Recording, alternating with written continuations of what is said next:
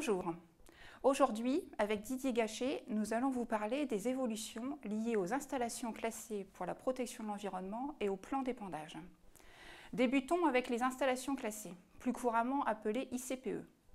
Toute activité agricole est soumise au respect de prescriptions qui, selon la nature, la taille de l'exploitation et l'impact des risques, relèvent soit du règlement sanitaire départemental, appelé RSD, soit de la législation des installations classées pour la protection de l'environnement, appelée ICPE. Les activités relevant des ICPE sont soumises au régime de déclaration, d'enregistrement ou d'autorisation. Le régime d'enregistrement a été créé plus récemment. Il s'agit d'un régime intermédiaire qui évite en général l'enquête publique, même si cette dernière peut être demandée dans les situations où les intérêts environnementaux seraient menacés. Ce régime concerne les élevages de vaches laitières, dès lors que les effectifs sont compris entre 151 et 400 vaches.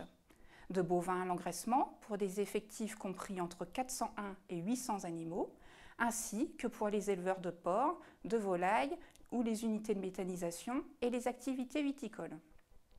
Sachez que toute modification apportée à l'exploitation, que ce soit une augmentation d'effectifs, une nouvelle construction ou une augmentation de la superficie de votre plan d'épandage, doivent être déclarées auprès du service ICPE de la DDT, la Direction départementale des territoires. Bonjour, je vais vous présenter le plan d'épandage et sa mise à jour. Il est nécessaire pour les installations classées, notamment d'élevage, viticole et de méthanisation, qui valorisent leurs effluents sur des surfaces agricoles. Le plan d'épandage permet de s'assurer que la surface disponible à l'épandage est suffisante pour valoriser vos apports dans le respect de votre environnement.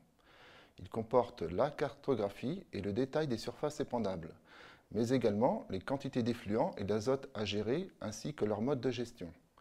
Pour les élevages classés, une balance azotée de l'exploitation permet de justifier de son bon dimensionnement. En cas d'exportation d'effluents sous forme d'échange ou de vente, une convention d'épandage est réalisée, ainsi que des bordereaux de livraison. Les surfaces mises à disposition sont intégrées au plan d'épandage du producteur. Les produits normalisés ou homologués ne sont pas soumis à plan d'épandage.